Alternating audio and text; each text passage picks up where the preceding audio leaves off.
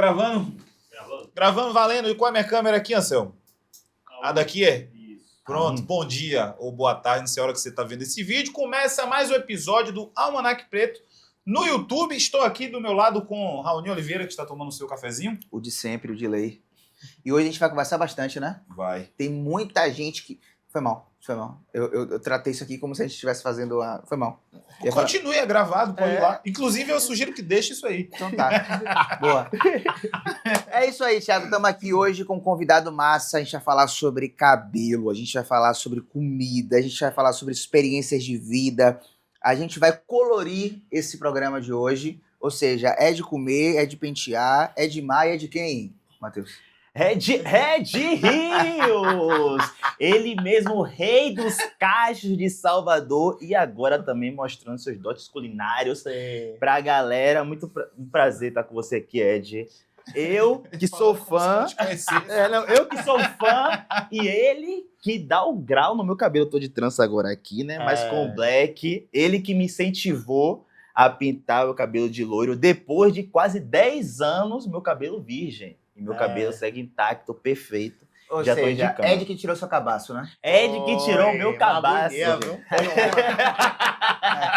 Um beijo, gente. Bom dia, boa tarde, boa noite. Obrigado pelo convite. É sempre muito bom compartilhar um pouco da vida, né? Da história, do trabalho. Então, me sinto muito honrado de poder estar aqui do lado de grandes personalidades baianas. Eu queria já que a gente tocasse na pauta do cabelo, porque eu acho que a gente fala muito sobre moda aqui, sobre autoestima, e cabelo é, de fato, cada vez mais uma grande ferramenta de empoderamento, também de autoestima, né? A gente se sente mais bonito quando o nosso cabelo está alinhado, quando o nosso cabelo está cortado, quando os cachinhos estão bem definidos. Enfim, então, esse trabalho que você faz também, sobretudo quando se fala em cachos, que lá atrás ainda era muito embrionário, é muito importante para a autoestima, sobretudo de pessoas iguais a gente aqui, né? Sim. Então, como foi fazer esse trampo, estudar, porque eu imagino que tenha tido muita pesquisa, muito estudo, e lidar com esses sonhos, né? A menina vai lá, tem a referência, o menino vai lá, ó, eu quero o cabelo igual essa pessoa aqui. Sim, igual você, igual o de Matheus, né? O que é muito legal do meu trabalho, e eu agradeço a Deus todos os dias por ter me dado a oportunidade de estar num ambiente que não é o meu lugar, né? Por eu ser uma pessoa branca e ter os privilégios de uma pessoa branca, mas ter me tornado o rei dos cachos foi muito bacana porque eu aprendi a conviver com uma realidade reparativa, né? As trocas com as clientes, que a história começou muito engraçada porque eu sou maquiador antes de virar o rei dos cachos, eu sou cabeleireiro tradicional e eu maquiava. Maqueio ainda, mas na época eu maquiava muito e eu fazia um trabalho para o Boticário numa agência aqui em Salvador, onde a gente fazia blitz nas ruas. E aí tinha uma modelo que trazia a pessoa que estava passando, por exemplo, na Estação da Lapa, para fazer aquele dia de beleza, aquela horinha de beleza para melhorar a autoestima, para ir para o trabalho ou para onde ela estivesse. E essa menina, uma dessas meninas era uma modelo, ainda né? Renata Lisboa. E ela tinha um black muito lindo. Ela é uma mulher muito bonita. Tinha um cabelo crespo armado assim, bem legal. E me assustava um pouco que ela chegava para mim e dizia porque eu quero fazer mechas no meu cabelo. E eu não tinha nenhuma experiência com o cabelo crespo. Não tinha vivência, eu não tinha troca. Na escola que eu estudei há anos atrás, os cabelos crespos, cacheados, os 3A, 3B, 3C, 4A, tem até uma tatuagem com as texturas. Eles eram base para alisamento, para alguma transformação de textura. Era sempre para fazer outra coisa. Para a gente testar uma base química nova, aí começou a chegar as progressivas e tal, e etc. E ela, com uma referência dela muito forte, natural, eu já fazia muita mecha, já era conhecido também por clarear cabelos, mas os cabelos tradicionais, né? Cabelos montados no estilo Gisele Bündchen, que era a grande referência, né, de cabelo, entre outras coisas que a gente tinha no mercado. E aí eu não topei, ela queria, porque queria que eu fizesse, e aí eu fui sincero com ela, eu disse, Renata, eu não vou conseguir fazer seu cabelo, porque eu não sei para onde vai mexer nesse cabelo aí, eu não tenho conhecimento suficiente. E aí ela pegou e fez esse cabelo com uma outra pessoa. E aí, o tom do cabelo, na época, ficou muito estranho, assim, sabe? Ficou uma cor que, na época, na rotina, o padrão, ou a história, ou o processo naquele momento não aceitava aquela cor. Não ficou uma cor legal para aquele momento. Talvez hoje a gente entenda aquilo como um grande triunfo. Se eu pego e faço um cabelo naquele tom que ela fez e coloco na internet, ia ter um monte de gente querendo como referência. E aí a gente se encontrou, não sei se vocês lembram que há alguns anos atrás, mais de 10 anos atrás, a gente tinha muito rolê em posto de saúde, ou em posto de gasolina. Sim, sim. A gente saía das festas, ou tinha gente que ia era no posto. nos postos de gasolina. A gente se encontrou em um desses postos, aqui na Avenida Jorge Amado, no Imbuí. E aquela menina linda deitada no colo de um cara, certamente o namorado dela na época. Aí eu, porra, o que foi que você fez no seu cabelo, velho? Não tá legal, não. Isso era um sábado. Eu disse a ela, ó, se você topar, eu vou arrumar esse cabelo, agora eu vou ter que fazer do meu jeito. Se der merda, você vai ter que ficar quieta, você não vai poder falar nada pra ninguém. Porque eu não tinha experiência, mas não tava legal. O bom que você foi sincero, né? Aí eu trouxe ela lá pra casa, a gente passou um dia inteiro, primeiro na minha cabeça, porque como eu fazia mecha numa textura lisa, né, numa textura alinhada, eu disse, não, primeiro eu vou escovar esse cabelo. E aí escovei e comecei fazer aquele processo das mechas, mecha clara, mecha escura. E aí, quando eu terminei de fazer esse processo de cor, que lavou, vem o grande e maior problema que eu tive no início da minha história com cabelo crespo e cabelo cacheado, que era a finalização. Por que eu fui estudar? Porque cada uma menina, depois de Renata, o cabelo secou perfeito depois da finalização que ela fez. Ela foi para casa, porque o cabelo tinha que secar natural, porque a gente não tinha formas para secar. Eu não sabia como terminar e finalizar um cabelo crespo e como secar ele. Aí ela foi para casa. Quando foi lá para meia-noite, 1h da manhã, ela me mandou uma foto assim, bem aqui, do olho para cima, e aquele cabelo assim, ó, a coisa mais linda do mundo, tipo uma obra de arte. E aí eu disse, meu Deus, eu não tô acreditando que foi eu que fiz. Ela, pois é, e nem eu. E aí o Instagram estava começando na época. E aí ela postou essa foto e dizendo que eu tinha feito exatamente nesse momento. Começou a aparecer outras meninas crespas para fazer cor no cabelo. E assim começou a história, porque eu comecei fazendo cor. Isso tem quanto tempo, mais ou menos?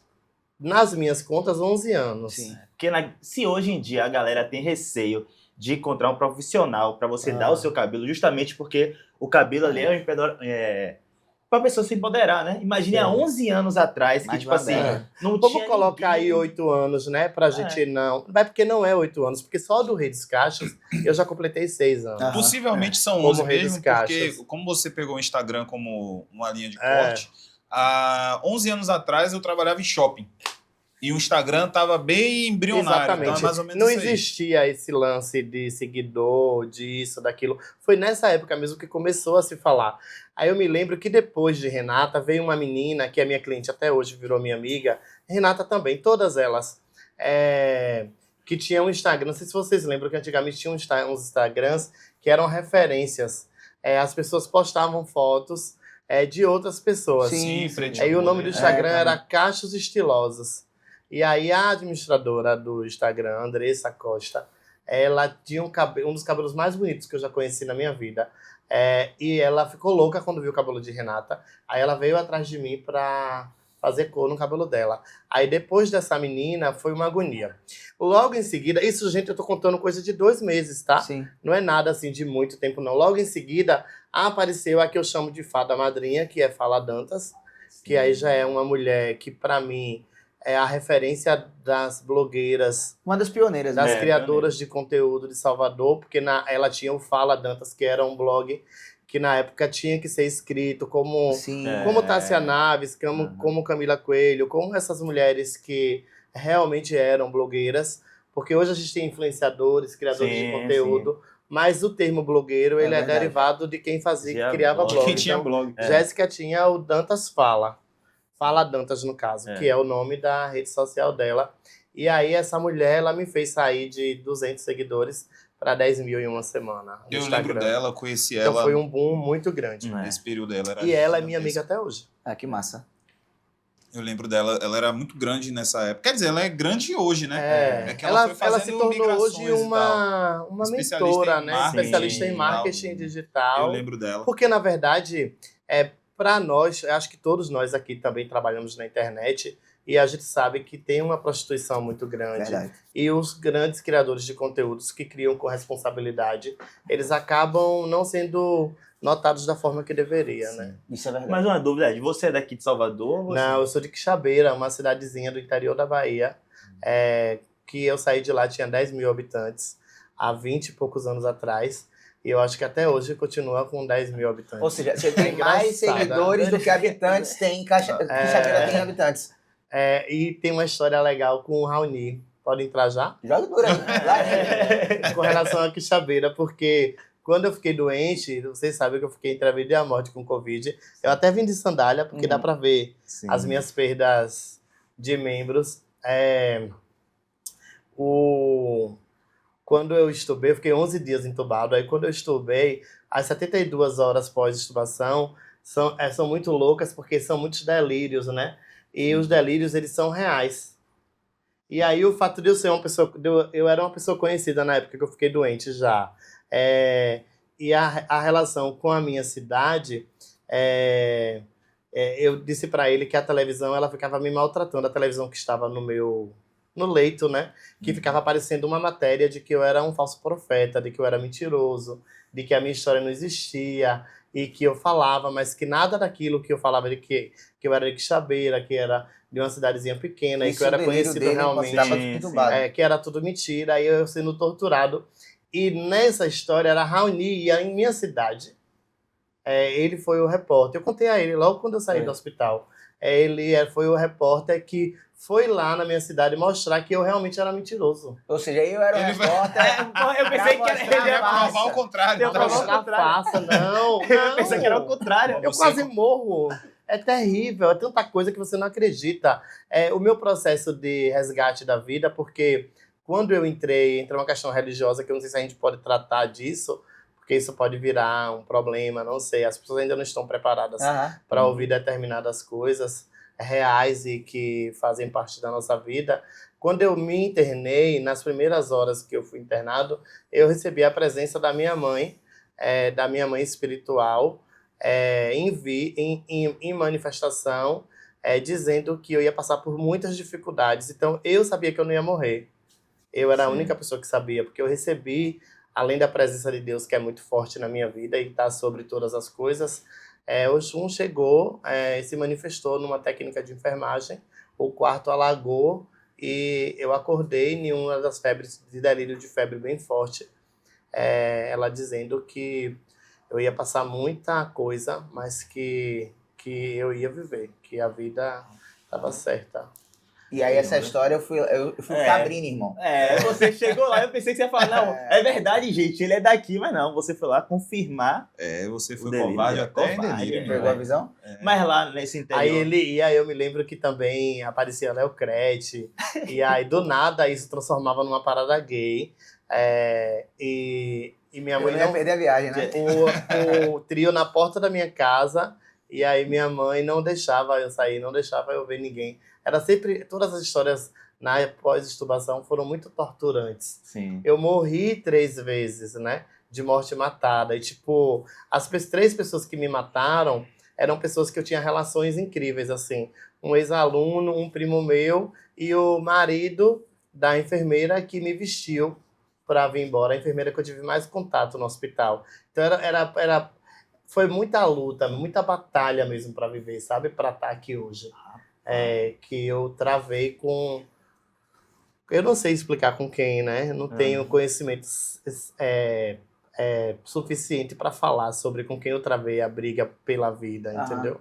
Eu acho interessante também, a gente estava conversando aqui nos bastidores, daqui a pouquinho a gente está na pauta comida, que essa é a pauta que eu gosto bastante, né?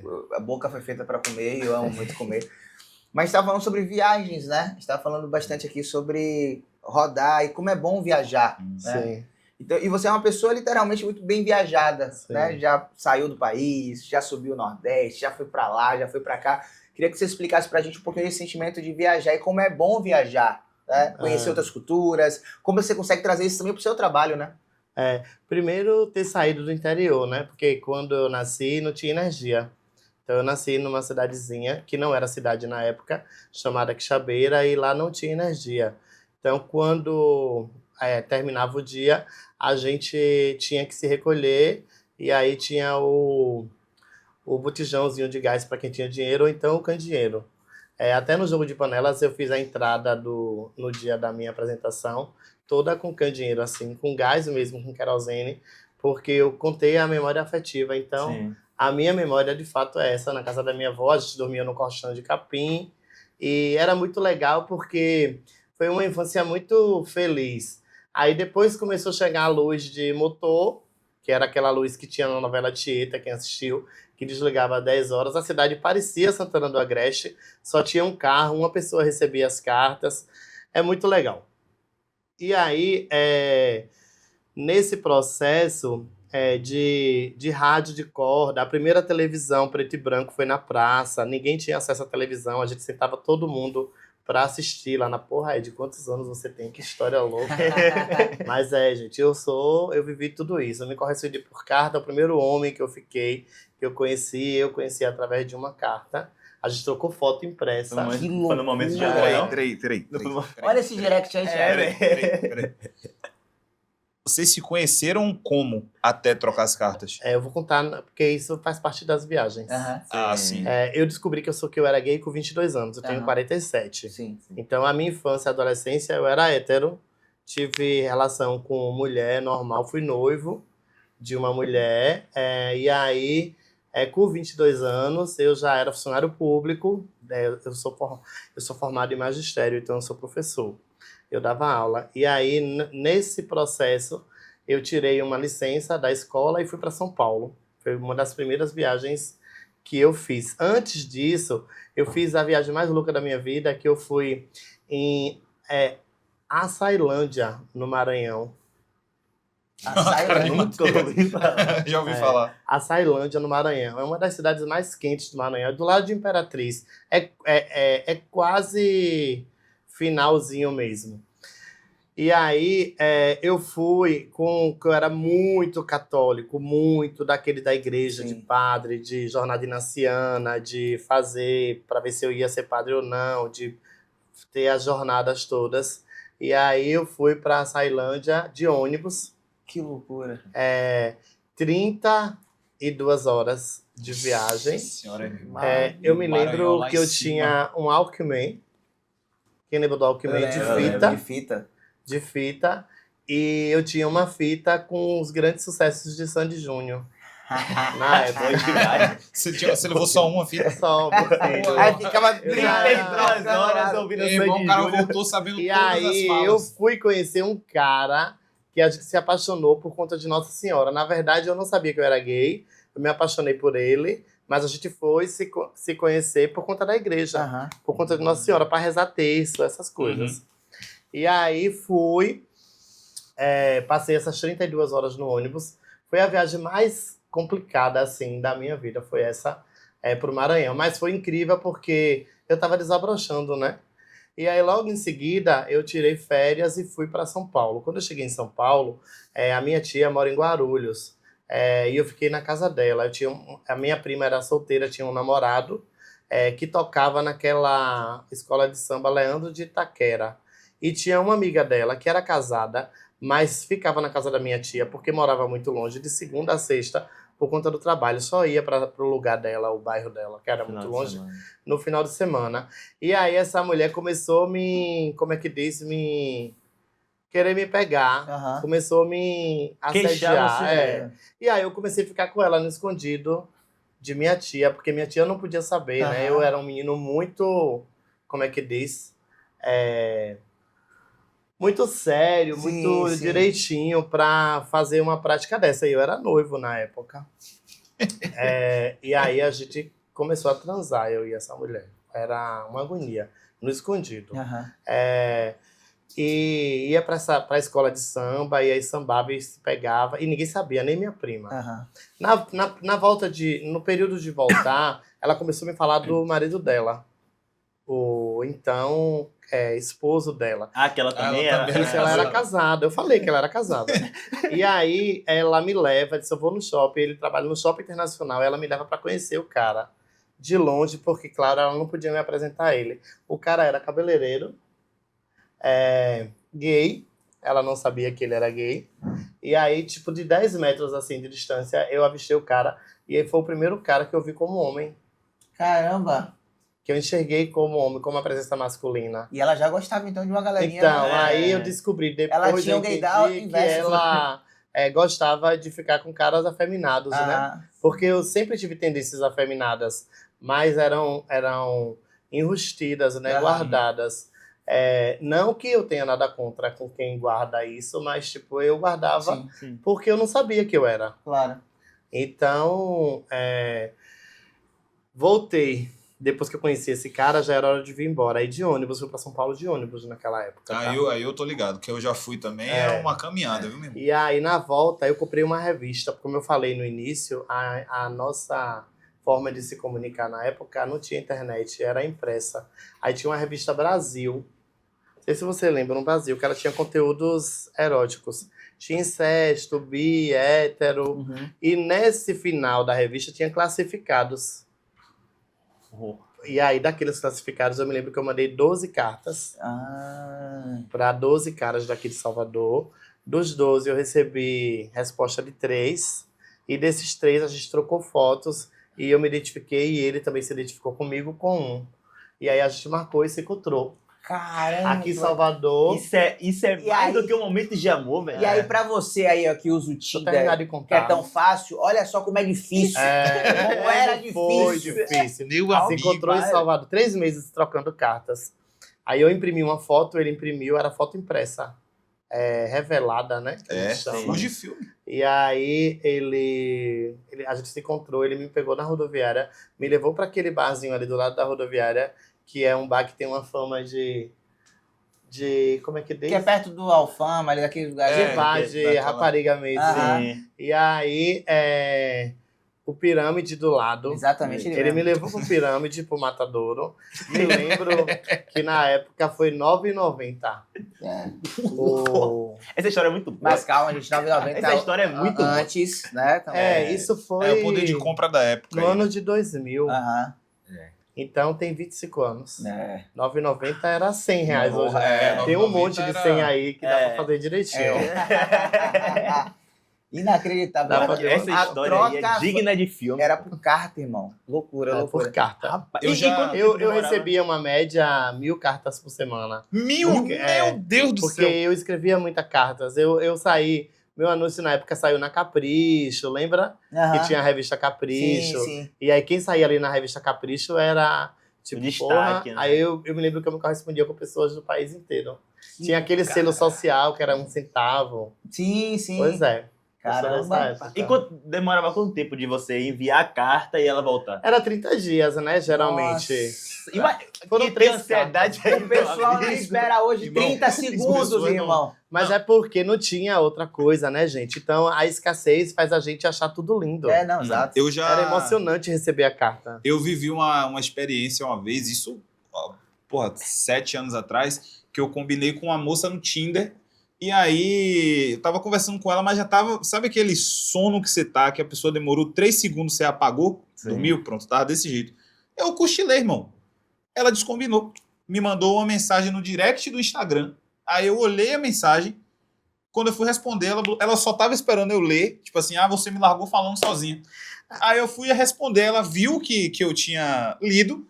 E é isso, e me bloqueou e acabou aí. Ela não ia aguentar. Imagina, meu irmão, 30 dias 30 você esperando. 30 Eu não ia aguentar, não. Eu ia ficando... Mas é como ele falou, né? Quando chega também a felicidade de você ler Muito aquela parada grande. assim. você Aí hoje conseguia- gerou um trauma, assim, Você sabe? conseguia ler as cartas? Sim, eu recentemente, recentemente eu criei um conteúdo de um bolo e eu ainda mandava a receita de bolo, porque a história com comida não é de agora. Aham. Eu escrevi as receitas de bolo para minha família. Eu tenho uma prima que mora aqui em Salvador. Uma carta de 98 com um bolo de abacaxi gelado. Eu explicando todos os passos da massa, dos cremes. Aí eu peguei a carta, ela me deu a carta, eu peguei a carta, gravei a carta e refiz a receita como estava na carta. muito bom isso aí. Legal. Bom demais. Mas as pessoas, infelizmente, não valorizam, né? Aham. Isso é muito bom.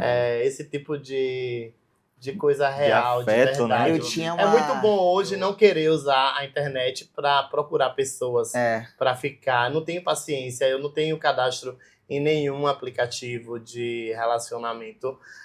Se alguém encontrar, é fake. Não tem ad no Grindr. Não tenho. Não que eu tenha nada contra. Eu tenho vários amigos que têm. Eles perdem muito tempo ali. Eu sou uma pessoa mais imediatista, sabe? Aham. Você já Eu esperou gosto- muito 30 dias pra uma carta 30 chegar?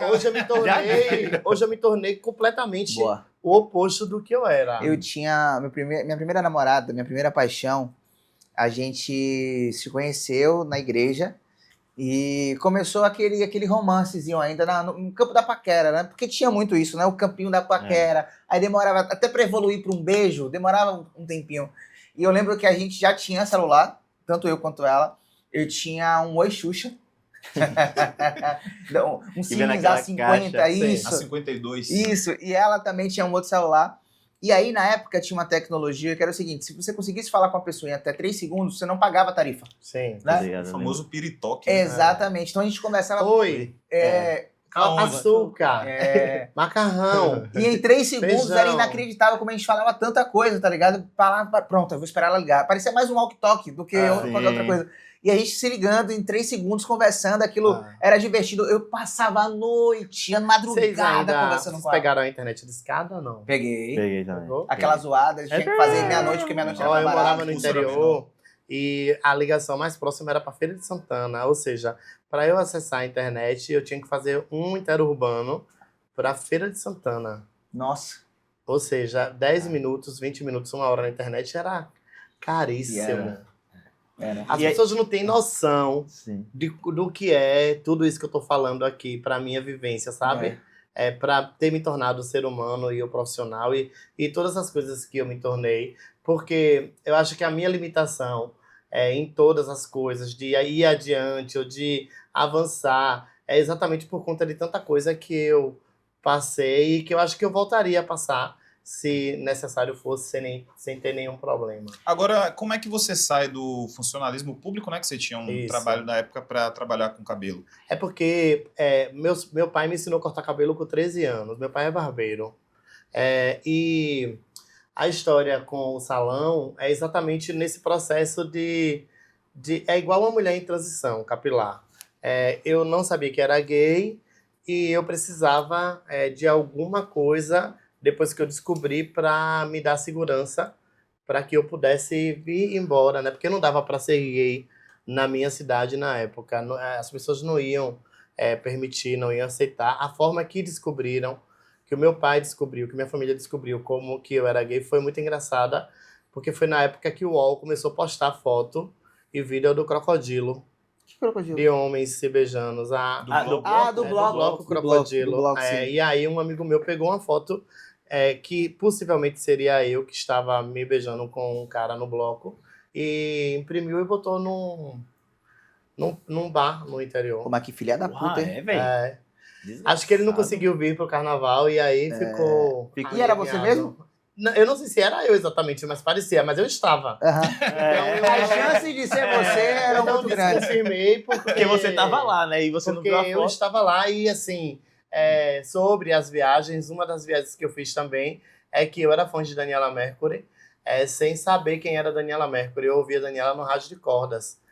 Quando a Daniela estourou pro Brasil, lá em 92, ela já era conhecida aqui no Nordeste, né? Sim. Na época de Pega Aqui, ó, de Companhia Clique, essas coisas. E eu escutava no rádio de corda. Então eu queria ouvir aquela mulher todos os dias, todas as horas, todos os minutos. E aí, quando eu vim no primeiro carnaval em Salvador, que foi em 99, eu fui para o meu ICEU de harmonia. Na época, vem, neném, tava estourada. Aí eu fui. Foi a pior experiência da minha vida, porque era uma realidade que não tinha nada a ver comigo. Eu tava querendo um carnaval que não era aquele carnaval. Aí no dia seguinte alguém disse assim, você tem que ir pro Beco da Off, não sei o quê, nananã. E aí lá vai eu pro Beco da Off. Beco da Já Off, Barra. em erupção, a Grande minha Beco da Off. sexualidade acabando com a minha vida. Eu me lembro que eu beijei 21 meninos nesse segundo Pô, dia de carnaval. Tinha que tirar o tempo perdido. No Beco da Off. E aí do nada vem aquela voz gostosa, aquela mulher em cima daquele trio que na época era o Expresso 2222. Sim. Tinha uma passarela assim. E aí vem Daniela Mercury. E aí E você se aí foi o meu apaixonou. encontro com Daniela. Foi o primeiro momento que eu tive. E a partir Direto daí, com ela. a história Aí que hoje você a tava gente tem contando uma pra gente, relação os bastidores, próxima, que você viajou o Eu Brasil. viajei o mundo, já O fiz mundo. turnê na Europa atrás de Daniela. Acompanhando os shows dela também. Acompanhando o show, o maior motivo foi esse. Que E massa. qual foi o maior perrengue que você já passou acompanhando algum artista? Eu só acompanhei Daniela, eu não tive outras experiências com outros artistas. Então, não. acompanhando ela, Foi qual um bate-volta pra Fortaleza, porque na época do Orkut. E aí, quem conseguia ir trazer uma informação era como se você fosse importante, Tem que ser entendeu? uma fonte que... Era uma fonte que estava presente, É. porque as pessoas só acreditavam se você estivesse. E aí, Daniela foi fazer um aniversário da cidade de Fortaleza. E aí, eu achei uma passagem barata. Mandei uma cliente minha, eu já morava aqui em Salvador, comprar uma passagem. E aí, eu saí do salão, acho que 5 horas da tarde, peguei um voo de 7 horas. Cheguei lá, assisti o show. Daniela recebeu a gente. Na época, Caio era vivo. Aham. Caio Coroa, que Deus o tenha. Foi uma das pessoas mais importantes, uma das amizades mais importantes da minha vida. Ele recebeu a gente e quando a gente volta, já era de manhã, era para ir direto trabalhar. Então, foi muito difícil naquele dia porque eu não tinha feito nada disso ainda. E salão de beleza é uma rotina tensa, né? Corrida. Uhum. Então, foi bem complicado. Então, foi a viagem que mais Gastou, costumo dizer cara. que me custou. Sim. Porque além do dinheiro, me custou fisicamente, mas tipo, valeu super a pena. Legal. Faria de novo. Completamente. Vamos tocar agora na pauta comida? É. Porque, assim, quem te segue no Instagram sabe que, além de ser o rei dos cachos, você é o king da culinária, né? E eu acho massa, Ed, que as suas comidas que você costuma fazer, elas têm uma característica muito bacana, que são... parecem comidas que minha mãe faria, que minha avó fazia, sabe? Tem uma relação afetiva ali com a culinária muito bacana. Aí tem quiabada, tem mocotó, rabada, sarapatel, muqueca. Da Farofa onde... d'água. de onde veio essa ideia de fazer, de fato, nas suas redes sociais? Porque, assim, a galera já te conhecia por conta do cabelo, Sim. né? E, assim, cabelo e comida não é algo que se conversa E que muito. nem pode estar junto. Né? De onde é que Por veio isso essa que ideia? ainda não tá junto, né? Porque eu ainda não encontrei uma forma de juntar os dois. Então, desde criança, eu tenho uma relação muito grande com a cozinha, porque eu acho que determinadas coisas a gente nasce com a o dom, situação, né? Dentro da gente. E aí, a minha avó paterna era a avó dos sonhos, assim, sabe? Ela sempre recebia a gente com um bolinho na mão. Você chegava lá na roça, que eu literalmente nasci na roça, ela já estava ali preparando alguma coisa ou fazendo alguma coisa. Ou quando você chegasse, ela parava o que estivesse fazendo para fazer alguma coisa primeiro para você comer. Então, a relação com a cozinha é muito grande. E a imagem, quando eu falo de cozinha, é um fogão de lenha velho, assim, numa casa que existe até hoje, que a gente não se desfez de nada da minha avó. E ela com aquelas panelas de barro, não tinha muito recurso para fazer as coisas. Então, feijão era na panela de barro, ela fritava carne na panela de barro, o ovo, o arroz, tudo ela fazia na panela de barro. Então, a minha maior referência é afetiva na cozinha. Eu não consigo fazer algo que não me traga prazer para fazer, que não me traga saudade, que não me traga vontade de fazer, sabe? E aí, todas as vezes que eu vou fazer algo que eu não fiz ainda, eu busco histórias ou pessoas que fazem com referência afetiva. E o grande lance da internet é bom porque essa troca é muito grande. Eu leio muito que você me fez lembrar da minha infância, Sim. que você me lembrou da minha saudosa avó, que você me isso, que você me aquilo, A que nostalgia, você né? alimenta a minha vontade de estar na Bahia todos os dias, porque eu moro não sei aonde no mundo. Obrigado por isso, porque você me fez ter vontade de ir na cozinha fazer algo que eu quisesse comer e tal. E como Essa troca é muito legal. E como o Raoni falou também, né? Você tem essa relação afetiva e pelo que eu percebo de outras pessoas que fazem vídeos de culinária, pega muita referência de fora, faz um espaguete italiano, faz alguma comida de fora e você traz essa regionalidade. A gente até pode absurda. fazer, sabe? O que isso não pode, no meu caso, sobressair. Sim. Porque eu acho que a pessoa que me acompanha diariamente, que graças a Deus é muita gente, eu falo que é muito, porque é muito legal saber que tem muita gente todos os dias ali te dando audiência. Então você acorda, pelo menos eu, com disposição para criar, para produzir. São pessoas que querem aquele conteúdo, entendeu? Se eu começar a enfeitar demais, fazer não sei o que demais, se eu mudar até o jeito de gravar, de editar, de postar, eu sinto... A galera sente a assim, diferença. Quando eu vou fazer uma publi, por exemplo, que aí tem um videomake, tem alguém assim, que não sou eu sozinho, tem a minha assessora, tem o pessoal, a publi fica legal, fica massa, mas eu sinto que o meu seguidor, que tá ali diariamente, ele vibra e tal, mas ele gostaria de ver uma publi... o envolvimento é outro, um envolvimento diferente, assim, sabe? Mas aí as marcas, elas exigem algumas coisas, aí você precisa, por exemplo, falar da forma que eles querem que você fale. Não que o que eles querem, é o que precisa que tem um seja formato falado. a se seguir, né? Tem uns formatos. Tanto que muitas coisas eu não... Porque me tira muito de mim. E aí geralmente eu não aceito quando a marca quer conversar comigo, mas quer conversar com outra pessoa ao mesmo tempo, entendeu? Tem acho que eu vi num evento que eu tava uma vez, e aí tinha uma senhorinha que ela era cozinheira, ela estava dizendo que a gente poderia estar vivendo gerações que não iam aprender como fazer as comidas regionais. Por exemplo, a gente tem uma geração hoje que não sabe fazer uma feijoada, que não sabe fazer uma moqueca, porque, como o Matheus falou, quando as pessoas vão pesquisar alguma coisa sobre conteúdo, vamos fazer aqui um carbonara. Exatamente. As coisas Vamos para esses dias, né? A gente está no período de Semana Santa, né? E aqui em Salvador, especificamente, é muito forte, tradicionalmente, o caruru, o vatapá, a moqueca.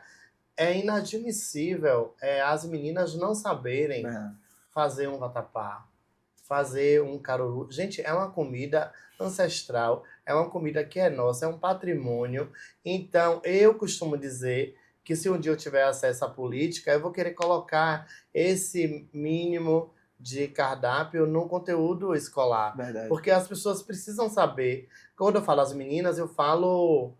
e de todas as pessoas que necessitam de ir para a cozinha ou de cozinhar, para não ficar uma fala machista ou algo do tipo assim. Porque tem muito homem que gosta de cozinhar, mas a gente fala as meninas porque tradicionalmente vai sendo passado de mãe para filha. É muito fácil. Verdade. Então, assim, eu tenho vídeos de caruru e de vatapá ensinando a fazer de uma forma de brincadeira. Vocês podem até, se tiver como, colocar um na edição, que se torna fácil. Então, eu escuto muito. Eu aprendi a fazer caruru e vatapá com você. Tem hora que eu me sinto mal, sabe? Porque eu sou uma pessoa que a responsabilidade dessa comida não é minha. Eu aprendi aqui. Só que eu acho que a gente deveria ter uma forma de fazer com que as pessoas aprendam organicamente a fazer essas comidas. Que fosse passado de geração em geração e não...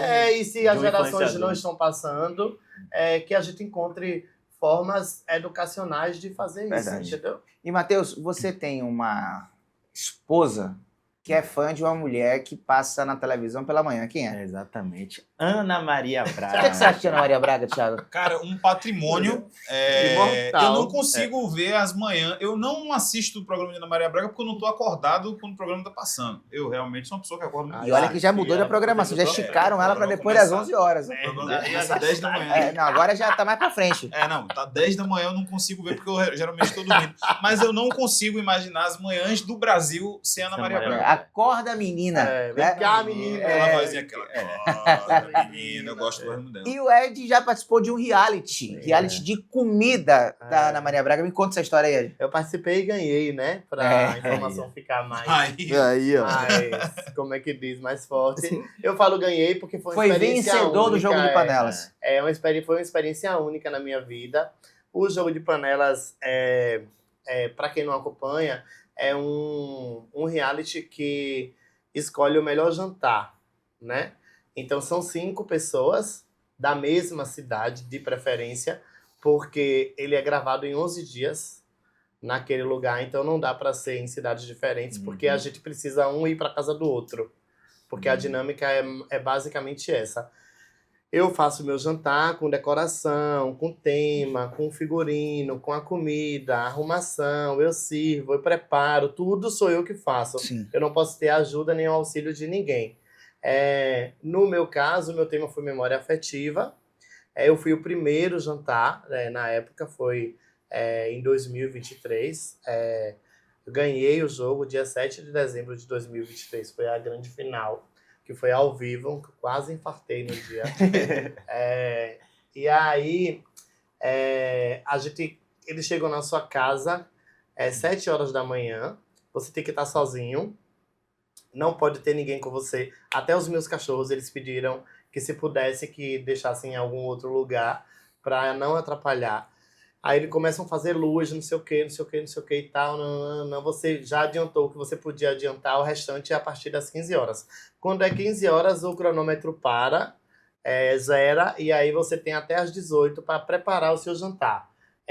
Sobremesa, prato principal, entrada. Aí você tem que se organizar nesse tempo para você conseguir fazer tudo como é que diz? Que você deve fazer. Mas até 3 horas é só a produção ou você também começa o seu cenário e o seu figurino? Não, a decoração a gente pode adiantar, a gente pode... É como se fosse na sua casa. O cronômetro mesmo é para você cozinhar, receber os convidados e servir. É um jantar para quantas pessoas? É um jantar... Somos 5 no total. Os concorrentes são 5. Os concorrentes vão comer quem janta um janta o outro. Lá ele. Lá ele. É como se Às vezes nem é lá ele. Sempre é lá ele. A gente usa muito lá ele, mas tem hora que é lá ele mesmo. Por isso que é lá dentro, não lá E aí, o que aconteceu comigo no Jogo de Panelas, eu descobri no dia 28 de dezembro de 2022 que eu era um dos escolhidos, e eu iria gravar no dia 20 de janeiro. Aí o que foi que eu fiz? Eu me dei o privilégio de tirar férias, não fui trabalhar nenhum dia depois desse dia. Aí eu vivi o laboratório, eu fiz só me preparar para esse dia de gravação. Então, quando eu decidi, porque assim, no processo você tem que falar o tema, a sua atração, tudo é pré-aprovado antes de você saber que você vai estar no Jogo de Panelas, que você é um dos escolhidos. Depois daquilo ali não pode mudar mais nada, você já mandou as receitas, os materiais que você vai usar, os ingredientes, tudo. Acabou, não pode mais mexer. O meu tema era memória afetiva, então a minha ideia era trazer a minha infância com a minha avó para cá. Só para você ter ideia, o prefeito da minha cidade me deu um caminhão e eu trouxe toda a minha decoração de lá do interior. Que massa. Tudo que eu usei veio de lá do interior. Juntei as coisas das minhas tias, da casa da minha avó, que ainda tá lá até hoje. Trouxe pilão. As panelas que minha avó usava, eu usei como decoração na minha coisa. A minha atração foi a quadrilha, a primeira quadrilha baiana, que é campeã nacional, que é a Asa Branca. Que é um clássico, a Asa Branca gigante. Então, eu consegui ser muito feliz. Mas tudo isso foi um processo que, só pra você ter ideia, a Asa Branca foi na minha casa ensaiar, 4 vezes. O meu jantar, essas 3 horas que a gente faz antes, que a gente faz no dia, eu fiz todo antes, eu com minha equipe, me preparando 4 vezes. Zerei o cronômetro, fiz todos os pratos, das 3 às 18, eu fiz 4 vezes, eu treinei 4 vezes. A minha sobremesa eu fiz 12 vezes. 12 vezes? E qual foi a sobremesa? Foi uma goiabada frita com um sorvete de queijo. A gente vai quando lá mesmo? Vai gostar dessa E qual foi o sobremesa. prato que venceu? E a minha entrada foi o que a Ana Maria Braga comeu.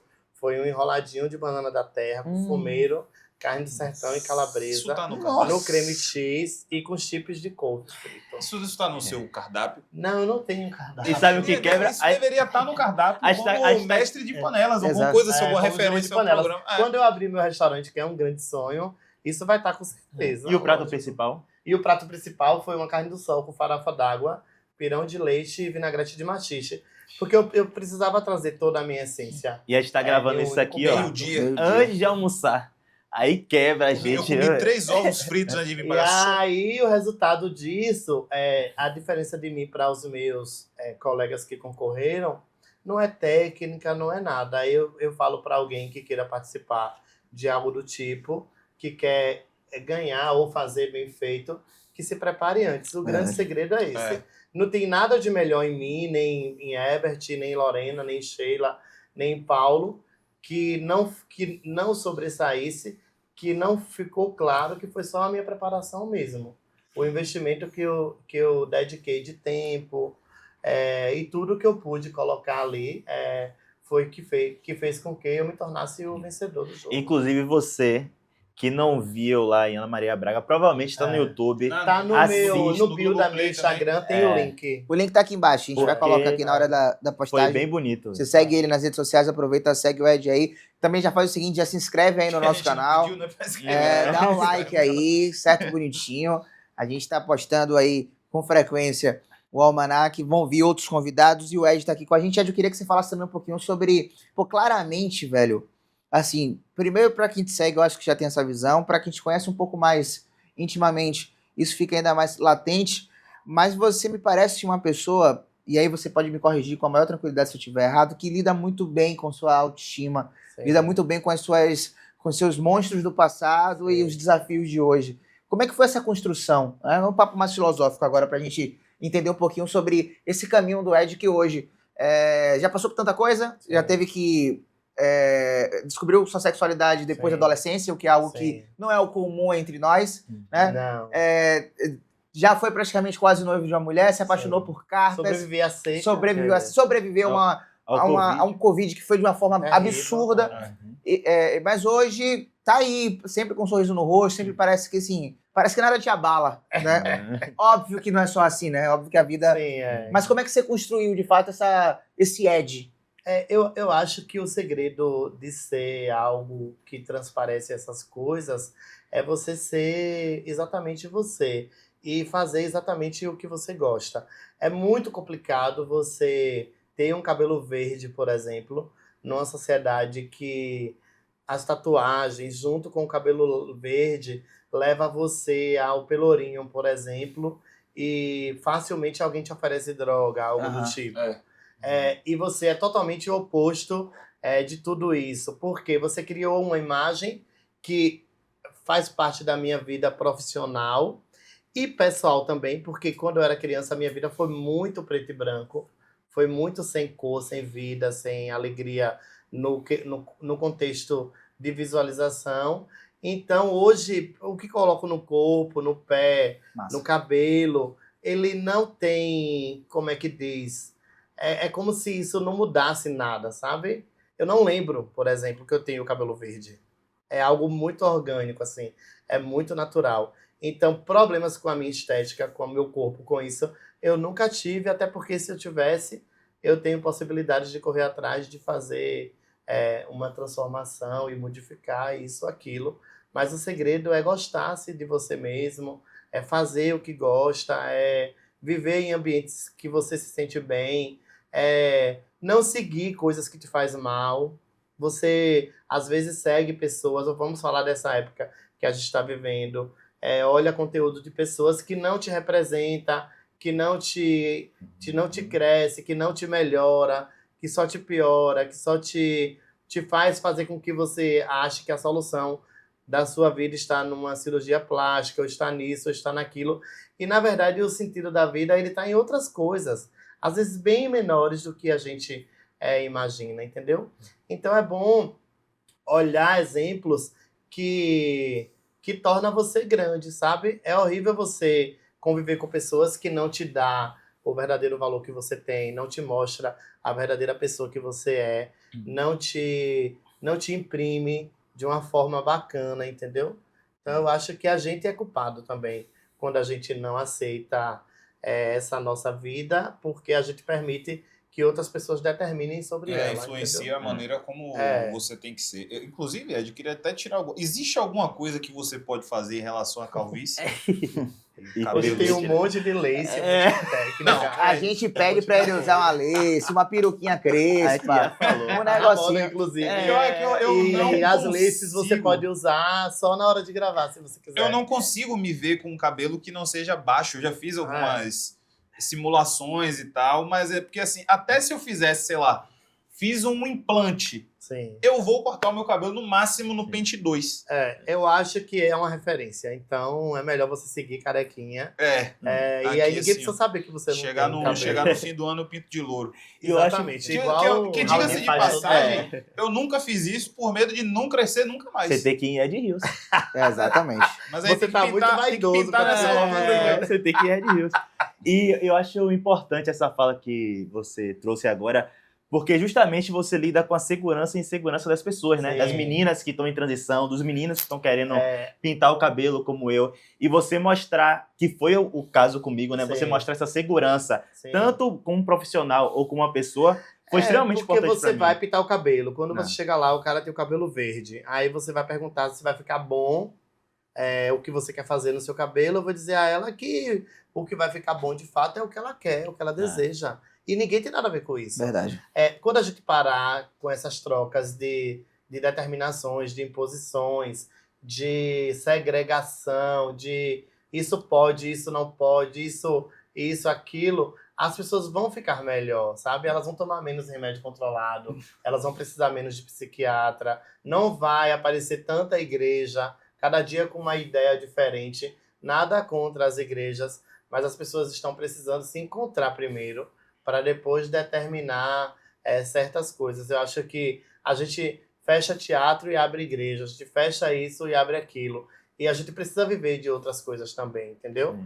Principalmente numa cidade como a nossa, que tem uma ancestralidade muito grande e que a gente não pode falar disso e que as pessoas não querem que a gente fale disso e que as pessoas oprimem quem fala disso. Quem vive isso, quem comunga disso, entendeu? Inclusive, quando o Matheus queria pintar o cabelo de louro, encheu meu saco por vários... Eu agradeço por você ter feito o trabalho que você fez, da maneira como você fez, porque ele ficou enchendo a paciência, prometendo fazer isso todo dia. Acho que eu vou pintar, mas acho que não. Pois se ficar feio... Mas foi uma luta mesmo, ele já tá na terceira vez, na terceira ou na quarta vez. Ele fez um teste de mecha, ficou Com a mecha um tempão lá, velho. 3 anos com a mecha de cabelo louro. Mas eu posso explicar a minha situação. O meu black foi... Minha autoestima foi crescendo ao decorrer do meu black, foi crescendo também, sabe? Tipo assim, eu sempre fui uma criança de cabelo baixinho. Se eu fosse isso aqui, tava sem autoestima, né? Exatamente, tipo assim, e aí chegou um momento que, inclusive, eu deixei meu cabelo crescer, que eu cortava o cabelo em Valdir, que infelizmente morreu. Só eu lembrar aqui uma coisa rapidinho. Ele morreu numa sexta-feira santa. Foi? Ou foi 1 ou foi 2 dias nesse período. Eu me lembro como se fosse hoje, porque eu tava no Morro de São Paulo. Eu tava no aeroporto, pegando a minha E a gente tá gravando esse vídeo na véspera da Sexta-feira Santa, então Que a loucura, lembrança fica aí. Que, tipo, aí eu sempre cortava cabelo lá, né? E aí passou um cara com um cabelo black. E eu falei, pô, rapaz, quero deixar meu cabelo assim, rapaz. Beleza, deixa crescer. E aí eu fui deixando crescer e automaticamente eu estudei em colégios particulares. Então eu sempre era o único menino negro. E desculpa te interromper, Matheus, tem um momento que é um momento muito, muito marcante pra gente, que eu também já tive cabelo grande, e que é talvez o mais desafiador, que é aquele momento que o cabelo não está nem pequeno demais. Eu chamo de altura da orelha aqui. Parece só que você não tem dinheiro pra cortar. E aí fica meio que bizarro. É um período que realmente você tem que passar, porque o cabelo tá crescendo, você não pode cortar. E ali você se questiona, você deve ou não continuar com aquele cabelo, né? E essa época foi bem difícil porque, como eu falei, né? Eu estudava em colégio particular e eu não era referência de beleza para as meninas. E você na adolescência é aquele momento que você quer ficar com as pessoas. E ao mesmo tempo eu ficava nessa onda de, porra, eu quero deixar meu cabelo crescer porque é importante, eu tô começando a me achar bonito, mas ao mesmo tempo as pessoas não me acham bonito. E aí eu ficava nisso e aí a construção da minha autoestima repercute o crescimento do meu black. E aí, pra eu pintar o cabelo, era um processo que eu nunca imaginava. Porque antes de Ed, eu nunca nem aparava as pontas do meu cabelo, pô. Porque eu tinha esse medo, essa insegurança de, tipo, não, meu black tá aqui, ninguém mexe, porque isso aqui é a minha segurança.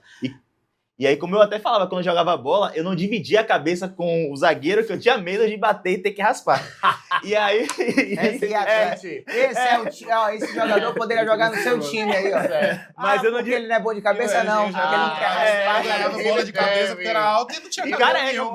Ele deve ser muito bom. Ainda nesse assunto que ele tá falando, recentemente viralizou uma fala de Thaís Araújo, que quando ela era adolescente, lá no Rio de Janeiro, que os amigos dela que ele tá falando dizia que ela não servia para determinadas coisas, tipo para namorar e tal.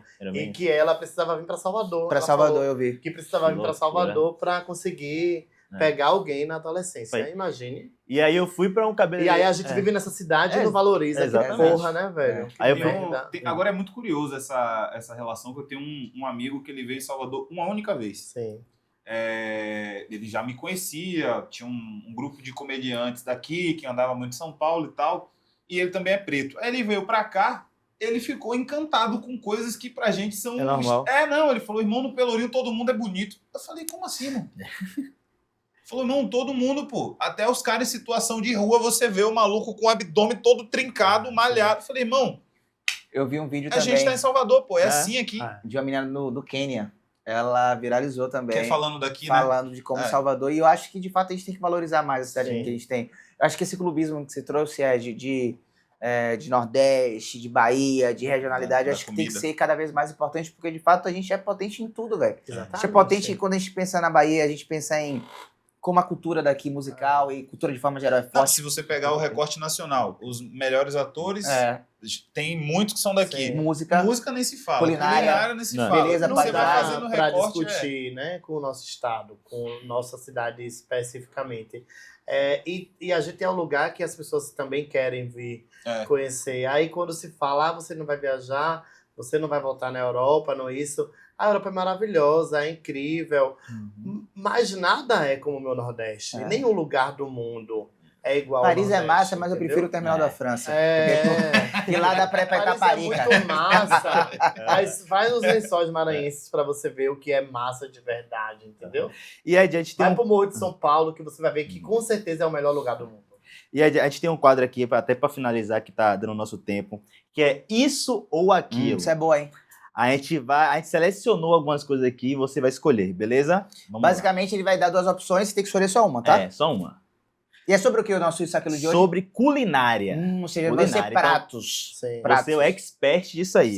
Ou a gente vai ter que botar o seguinte critério. Ou vai ser o prato que ele mais gosta ou gostaria de fazer, ou que você mais gosta de comer. Sim. Qual é o critério que a gente vai definir aqui? Acho melhor de comer. Comer, né? Comer. Então vai ser o prato que você mais gosta de comer. Tá bom? Fechado? Vou começar de baixo pra cima, tá, Banha? Meninico de carneiro ou buchada de bode? É os dois, é igual. Não. É igual. Aí você já vai trazer um problema. Que a diferença é só a forma de fazer. Então. É igual, o sabor é o mesmo. Mas você prefere qual? Os dois. Não, tem que escolher? Não, tem que escolher um? Tem que escolher um? Meninico, então, porque é a minha referência maior. Pronto. Meninico de carneiro ou língua de boi? Meninico de carneiro. Meninico de carneiro ou rabada? Boa. Ai, que inferno. Aí é bom, hein? Com uma rabada com pirãozinho, hein? Ai, mas eu ainda prefiro o meninico de carneiro. Meninico de carneiro. Meninico de carneiro ou mocotó? Mocotó. Mocotó, realmente, mocotó no meu coração. Mocotó ou quiabada? Ai, sem dúvida, mocotó. Quiabada, pra mim, já acho uma comida bem Nutella, já. É? Tá bom? Pra você aí, ó, que faz carbonara, você é o quê, então? Mocotó. O mocofato, meu filho, tem um lugar, assim, um lugar muito bem guardado. Mocotó ou dobradinha? Mocotó, lógico. Mocotó ou feijoada? A feijoada, porque eu posso botar um mocotó. Boa. É. Mocotó, mocotó ele escolheu, né? Não, ele Mocotó, feijoada, ele Não é fez feijoada agora. feijoada ou sarapatel? Sarapatel. Aí Matheus não De gosta. porco. De porco. Matheus não De porco. gosta, não. Matheus não é fã do sarapatel, Hoje não. em dia, como eu estou amadurecendo, entendeu? Eu tô ficando mais velho. Totalmente. Eu como. Não, se só tiver... Playground é Sou, eu sou. Sério? Mas, tipo assim... Então você não vai nunca comer lá em casa. Não, vou, claro, não. É aquela parada, eu tomo dessa. Se tiver aquilo ali, eu boto a farinha e bagaço. Sim. Quando eu era pivete, eu falava assim, não, porque eu via minha mãe fazendo sarapatel lá em casa. Não, o ato de ver. E aí, tipo assim, o cheiro, o ato, eu ficava, não. E junto que eu sempre fui um pivete de play, né? Então eu já olhava aquilo ali e falava assim, pô, não tem como. Mas, ó, essas... Pode falar? Ou... Pode? Pode Essas falar. comidas, gente, elas têm uma importância muito grande para muita gente, Sim. porque o sarapatel, o mocotó, essas partes mais periféricas, né? E mais baratas, como a gente fala, foi e é ainda, eu acredito, para muita gente, a única fonte de proteína que Sim. existe. E só pra gente finalizar, sarapatel ou cuscuz paulista? E cuscuz paulista. É sarapatel, né? Pelo amor de Deus. Eu não sei que invenção é essa de cuscuz paulista. É uma maluquice, raiva de ver. é. Você já viu ele de frente? Não, eu acho... Aí eu pulo o vídeo. Ele existe, É. ele existe, tá? Ele existe. E o Eu sei que ele detalhe, existe, mas é Infelizmente, ele uma Uma desgraça. merda de um genérico que paulista não sabe o que é cuscuz. É. Não, e o Vai. detalhe, aquilo que a gente vê é o que eles dizem colocar para decorar. É. Para decorar, aí você põe o ovo Uma cozido, sardinha. sardinha, Maluquice. É azeitona. melhor cuscuz com charque, cuscuz com Nossa. rabada, cuscuz com mocotó, cuscuz com feijão. Ou simples cuscuz com ovo que já É, me com entrega. manteiga. manteiguinha. É, exatamente. Manteiga com tripa frita. É. Ed, meu amigo, muito obrigado por sua participação aqui no Almanac. A gente gostou bastante. Volte mais vezes, Sim. tá? O Almanac aqui é um espaço para a gente compartilhar essa resenha mesmo aqui, falar sobre mil coisas e voltar com os papos, Sim. certo? E também muito obrigado por também seguir espalhando essa autoestima aí da galera, que é muito importante mesmo, Sim. que os nossos possam se sentir cada vez mais representados. Tá bom, eu vou olhar pra aqui. Qualquer câmera tá focada Anselmo, em você você. acha que essa daqui, ó. Essa daqui, ó. Eu queria agradecer a vocês pelo convite e dizer que esse lugar é um lugar muito importante e que as pessoas que ainda não seguem, que ainda não assistem, que ainda não escutam, possam vir, porque é um papo interessante, é um papo que tem uma troca de informação, uma troca cultural, onde você, além de mostrar, você vai aprender, você vai entender, você vai descobrir. E é um espaço de flexibilidade.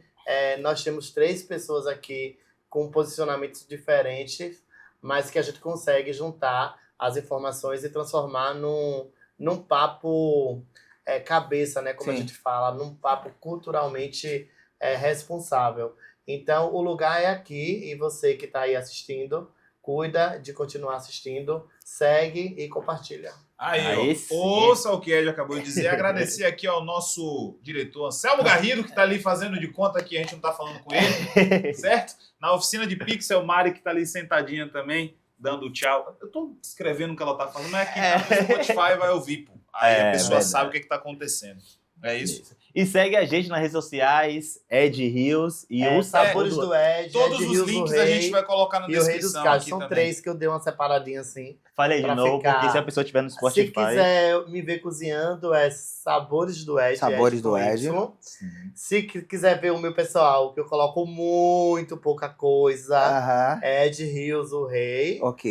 E quiser saber do meu salão, da minha história com cabelo crespo, do meu trabalho cuidando de mulheres que querem ser você mesmo, que quer ter sua textura valorizada, que quer se tornar aquela leoa de verdade, aquela mulher maravilhosa, aquela rainha que ela é o Rei dos Cachos. E para mandar carta, tô brincando, não consigo.